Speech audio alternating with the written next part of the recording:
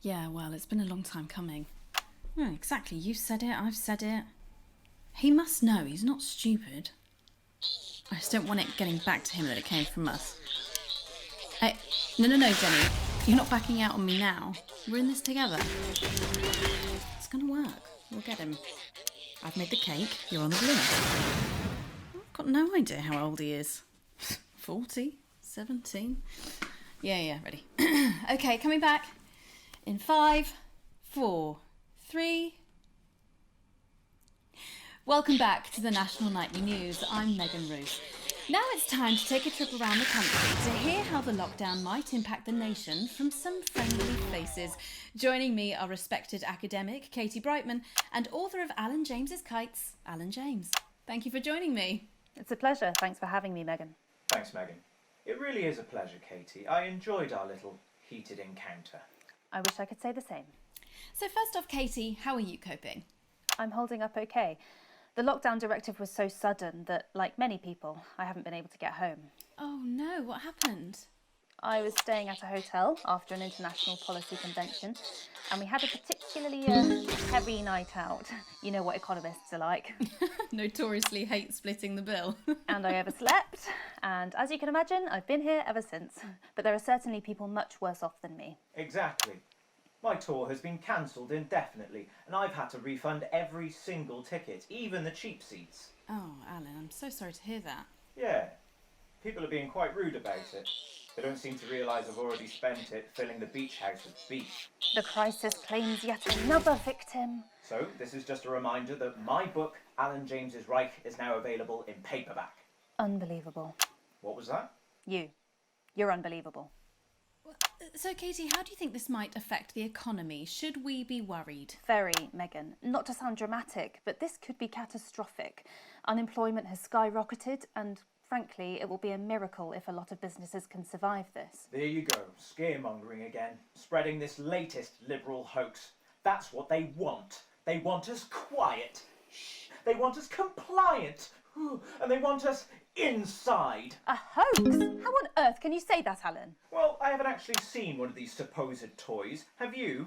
Well, no, but... Did you know 3,000 people die every year from regular toys?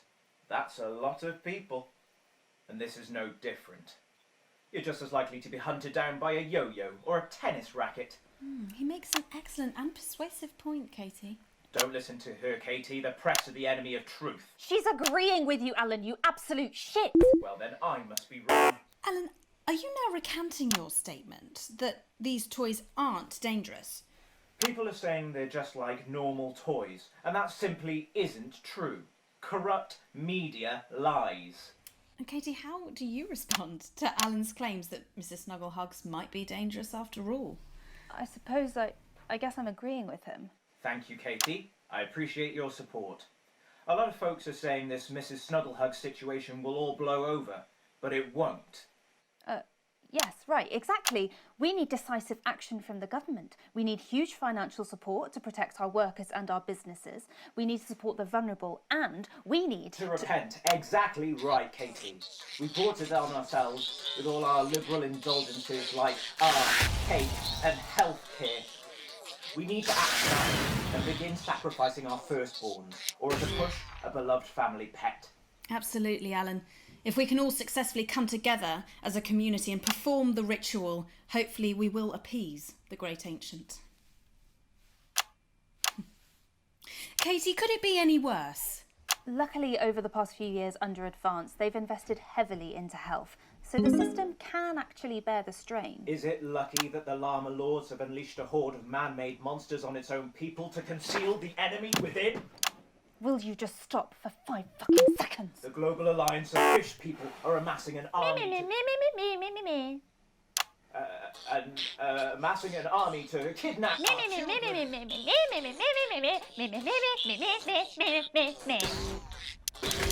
That's you. That's what you sound like.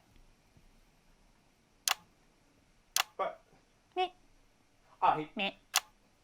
the Meh. the Meh. I don't sound like that. Yes, you do. You do, Alan. You do sound like that. And that's why no one wants to be your friend. I've got loads of friends. No, you haven't. I don't think you do, Alan. Yeah, stop lying, Alan. I'm not lying. You are. Oh, good one. Well, I'm telling. Alan James. Alan, you know what they Katie say Brightman, about thank you snitches? for Alan, joining me. I'm getting my needle. There from two of the territory's leading minds. Any moment now, I'll be heading over to Jeremy, who is going to be bringing us an up-to-the-minute report of the status of the nation. Over to you, Jeremy. Thank you for what I'm sure was a reasonable debate which really contributed to the national conversation. Next, out on the streets, someone who's always doing exactly that. It's Patrick Bannon. Are you there, Patrick? Hello, Jeremy. Yes, hello, I'm here. I'm here live. Apologies for the quality of the broadcast today. Couldn't find any cameramen or women brave enough to come and join me, so I'm out here on my own. Right, and can you tell us what it's like out there? Yep, I can. It's as you can see behind me, the streets are currently completely deserted.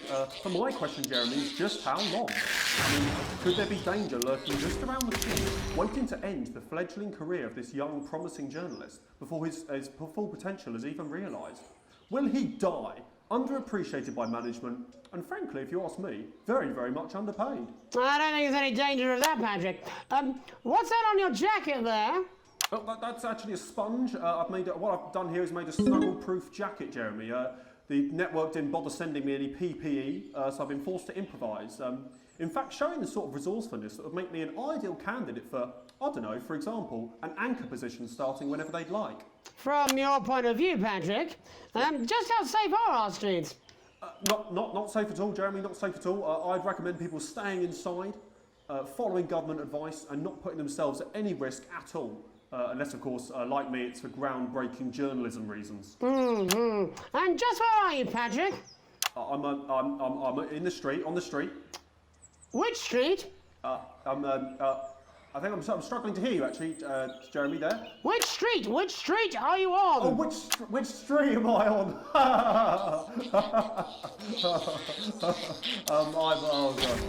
I'm just looking for a sign. I'm on Bannon Avenue. Bannon Avenue? Yep. Bannon Avenue. Yeah, no, I can hear you fine. Yep, I'm on Bannon Avenue on the sign, it says there. Like Patrick Bannon? Oh, yeah, that's strange. That's a weird sign. I don't know what's going on there. Where are you really? I'm on Bannon. Alright, fine, I'm not on Bannon Avenue, I'm at home, to be honest. Alright, fine. Well, I'm in my bathroom, technically, but, you know, I couldn't face it, to be honest, mate. It's, you know, it's terrible out there. I don't want to go outside. They're everywhere. I'm sorry for lying. We don't expect any less of you, Patrick. Can you hear that sound? What the hell's that? I can, yes. I'm no expert, Patrick, but it sounds unmistakable. A tiny fist tapping on your door there. Oh, fuck, it does. Oh, fuck, Jeremy, shit, no! Oh, bollocks. Perhaps there's a small queue of tiny fists, each wielding a different gendered household implement, ready to bash in the heads of lying little roving reporters. No, you're lying, aren't you? Oh, shit, fucking, listen to me, you bastards! If you're out there, just to piss off, you little fucking snuggle fucks, I'm too talented to lie! What the fucking hell? Okay, it's fine. Oh, gosh. Don't worry, Patrick. I'd say you've got a few seconds before they break their way in there and finish you off.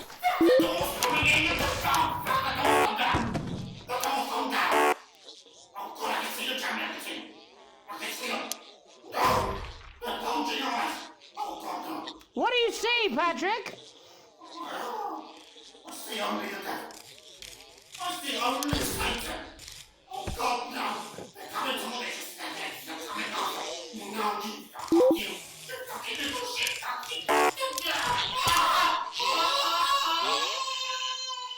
Thank you, Patrick, for that report, showing the nation, and more importantly, management, just where you belong.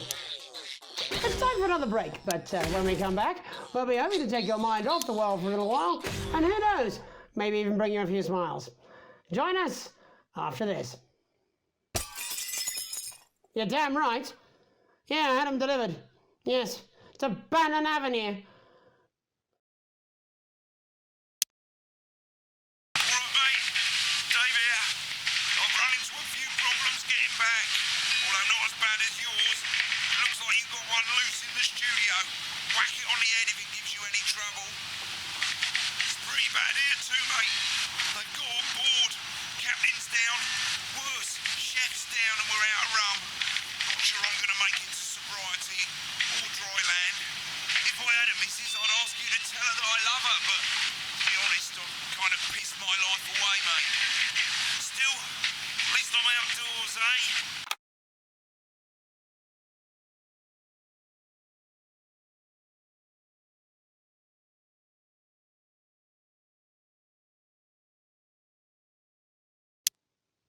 No, I'm not.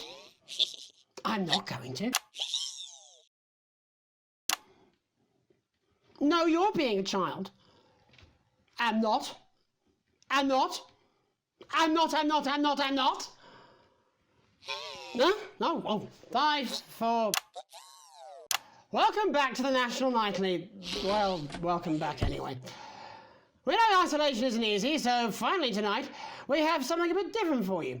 Even though some people felt it's not our job to entertain the public with absolute nonsense, other, more important people overruled those people. So it's time to find out who will National Nightly win and who will National Nightly lose. National Nightly, National Nightly, National Nightly lose. So, how do we play? Well, joining me as a man who knows all about playing, it's Tommy Harris. Hello, Tommy. All right, Johnny. It's good to see ya. And how are you finding the lockdown, Tommy? What do you mean lockdown? The enforced isolation of everyone in the country. Ah, yeah. I think I heard about that actually. Yeah. You're in bed, Tommy. Yeah. You called during nap time, so. Of course, that's my fault. So, why don't you tell us how the game is played? Well, it's pretty simple, Jeremy. You sausage. I'm gonna ask contestants from around the territory 3 questions about what else. Yours truly. And those people are going to get a chance to win a very special prize. And what are they playing for, Tommy? Drum roll, please. Jeremy. Thank you. This. What is that? It's my athletic support, Jeremy. Oh. But I've signed it, so... Oh, well then, what a fantastic prize. Have we got anybody waiting to win this once-in-a-lifetime prize, Jimmy? I believe we have Angie on the line. How do you feel about winning this man's old pants, Angie? I've never been so excited, Jeremy. And can I just say, I love you. Both of you. Well, you've said it now, haven't you? Oh, Angie, I love you. In a way. Tell us about yourself, Angie. Well, what can I say? My name is Angie. Always has been. I'm a human woman, and my dental hygiene has been described as acceptable. Brilliant! Right, well, shall we get this shambles underway? Absolutely, John. Can I get 30 seconds on the clock, please? We haven't got a clock. Yeah, I did ask for a clock. So, Well, why don't you start, and I'll stop you when it inevitably becomes unbearable to watch. I love it. All right, here we go. Time starts now. Question 1. When is my birthday? The 13th of August at 7:19 a.m. That is absolutely correct. Question 2. What? I said, what is my favourite colour? Crushed praline 4. Correct, the colour of my nipples. And finally, Angie dear, what is my star sign? That's a trick question. You were born outside of the human understanding of the cosmos. Unbelievable, that is correct. Stop the clock. Wow, that really was tough to watch. How did you do, Tommy? Well, Angie, my love, you got every single question right. Which of course means you lose and win absolutely nothing. Thanks for playing, Angie. Bye. Do we have another contestant on the line at Jelly Bean? Indeed. We should have Sonia Artleach. Are you there, Sonia? Of course I am, Jamie, darling. Thank you for being here, Sonia. Oh, Tommy! Mwah. Let me guess, you work in theatre, don't you? Is it that obvious? What gave it away? Was it the glamour or poise? It certainly wasn't your inherent sense of humility. Tell us about yourself, Sonia. Oh, well, if you must play this game. I am a theatrical agent. I represent the likes of Rudy Beefman, Samuel Coffeecup and Jodie Carpetburn, amongst others. And how's the lockdown affected you, Sonia? Well, they may have closed the theatres, shut the studios and boarded the cinemas, but they won't get me that easily.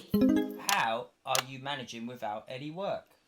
Due to a savvy clause in all of my artist contracts, I am able to claim my 15% from their unemployment benefit. Wow, that certainly is sharp. Standard stuff, standard stuff. And can I ask, where are you speaking to us from? Well, I work from home, you know, to keep costs down. And who's this? Oh!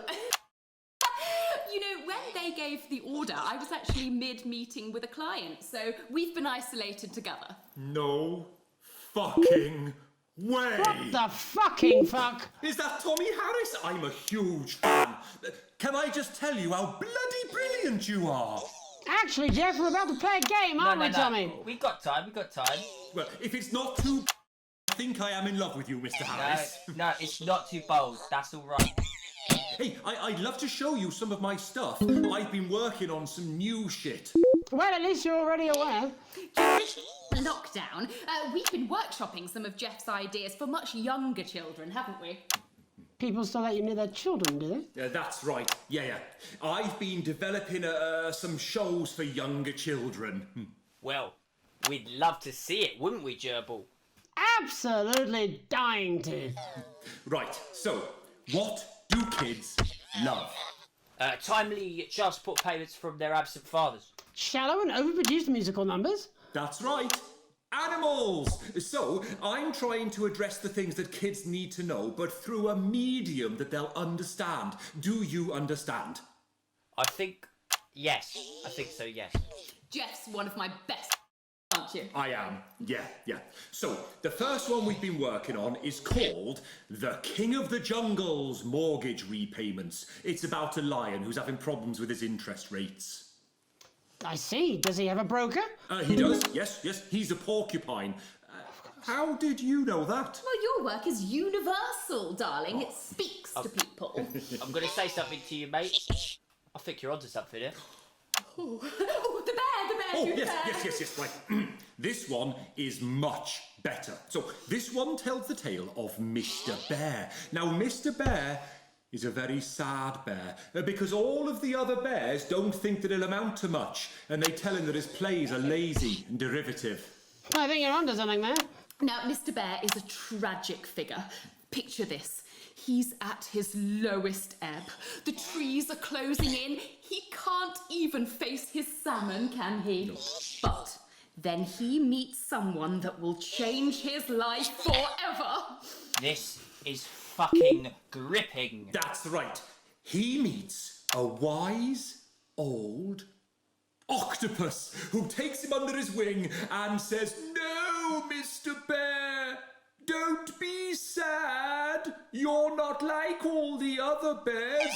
You have this ambition and these dreams." Such fucking dreams. I think I love you, Jeff. And what you need to do, Mr. Bear, says the octopus, probably doing an 8-armed gesture or something. What you need to do to find happiness in this crazy old forest is you need to set yourself more realistic goals. It's called Mr. Bear Lowers His Expectations. Wow. You really have taken yourself to new depths. And what do you want children to take away from this? Oh, fuck shit, fuck. What? I said a more worldview. Are you all right, Jamboree? It's Jeffrey. My name is Jeffrey Donington. No, stop. How does it end?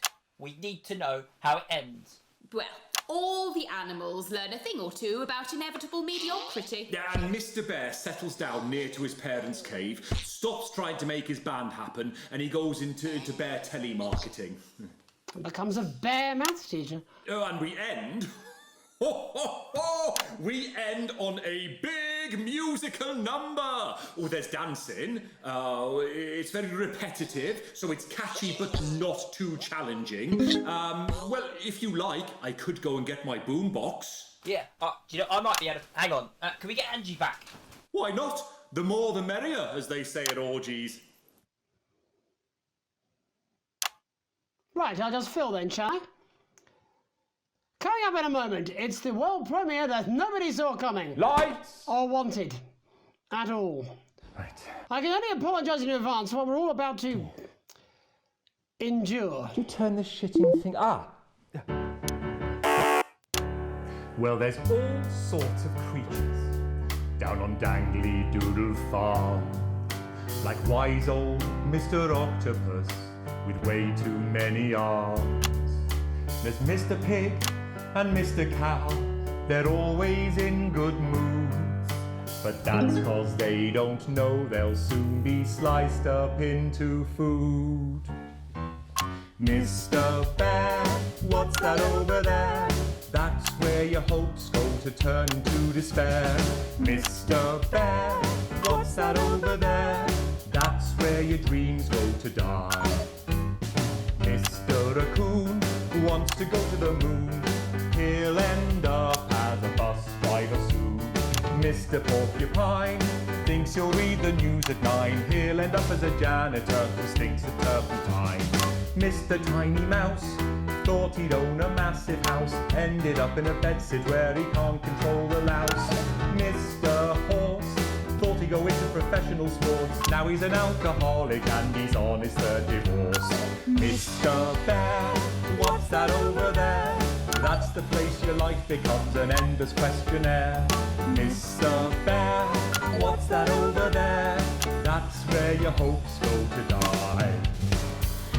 Lower your expectations. Maybe you could get a job in telecommunications. No matter how you try, you'll never reach the League of Nations. The best you'll get is middle rank in trading operations. So lower your expectations. You'll never win an Oscar, so there's no congratulations. The future that is coming will not meet specifications, and no amount of visualizations will save you from your own deterioration. Mr. Bear, what's that over there? That's a tramp who thought he'd be a multi-millionaire. Mr. Bear, what's that over there? That's where self-esteem goes to die. Mr. Bear, what's that over there? That's the disappointment that is waiting everywhere. Mr. Bear, what's that over there? That's where your schemes go to die. That's where your dreams go to die. That's where dreams go to die.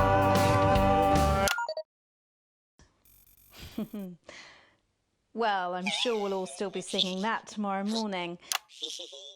For tonight, many thanks to all our guests. I look forward to seeing them all again.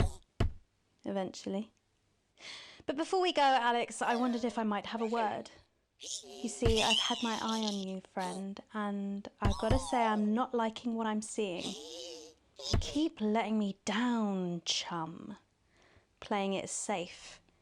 Making the dull, boring choices, failing to assert yourself. No one likes a pushover, Alex. You know that. And frankly, chum, you're acting like a bit of a wimp. Alex, will you give away your passport so my super rich sibling can abandon us all? Sure. Here it is. Pathetic. Can I have the money we need for food so I can go around the continent on a jolly? Sure, Susie. We can always eat your grandma when we run out of food. Wouldn't it have felt better to take charge? Aren't you tempted to just lay down the law? You know what's hot, Alex? Other than me, obviously. Confidence, power, control. We're all drawn to it like rats to the piper. Don't you care? Night. You will when you find out.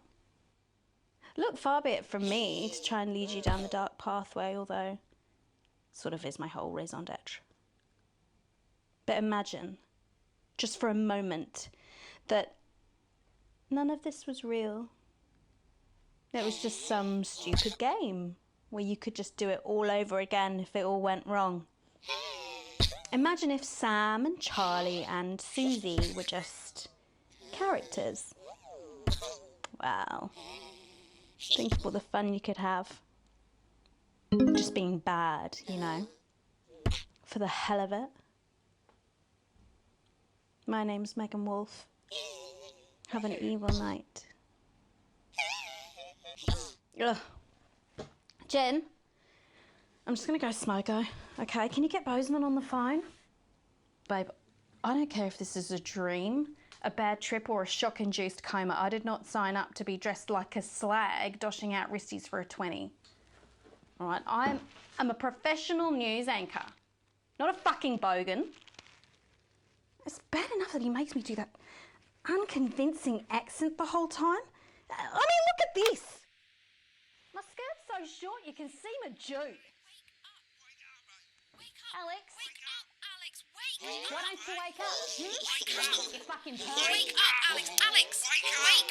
Wake up! Wake up!